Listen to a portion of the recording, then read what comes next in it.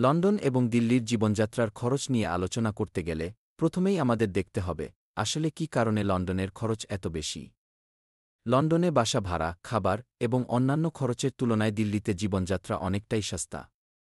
ধরি আপনি যদি লন্ডনে একটি এক বেডরুমের অ্যাপার্টমেন্ট ভাড়া নিতে চান, তাহলে মাসে গড়ে 1,800 পাউন্ডের মতো খরচ হবে।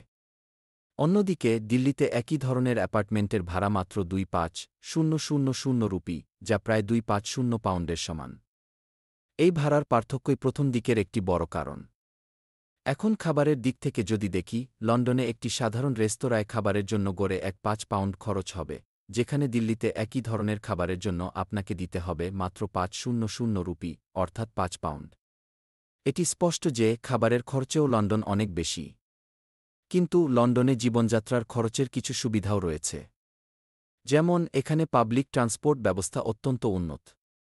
একটি মাসিক ট্রাভেল পাসের জন্য আপনাকে 1,500 পাউন্ডের মতো খরচ করতে হবে, যা দিল্লির তুলনায় অনেক বেশি।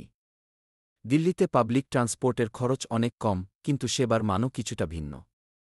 এখন চলুন কিছু বাজেটিং টিপস নিয়ে আলোচনা করি। যদি আপনি লন্ডনে পড়াশোনা করতে আসেন, তাহলে আপনার জন্য কিছু সাশ্রয়ী উপায় রয়েছে।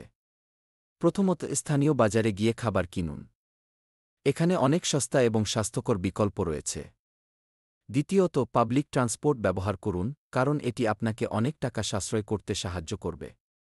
এছাড়া কিছু স্থানীয় খাবারের দোকান এবং রেস্তোরাঁয় বিশেষ অফার থাকে, সেগুলো ব্যবহার করলে খরচ অনেক কমে যাবে। সুতরাং লন্ডন এবং দিল্লির জীবনযাত্রার খরচের মধ্যে একটি বড় পার্থক্য রয়েছে। তবে সঠিক পরিকল্পনা এবং বাজেটিংয়ের মাধ্যমে আপনি লন্ডনে জীবনযাত্রাকে অনেকটাই সাশ্রয়ী করতে পারেন।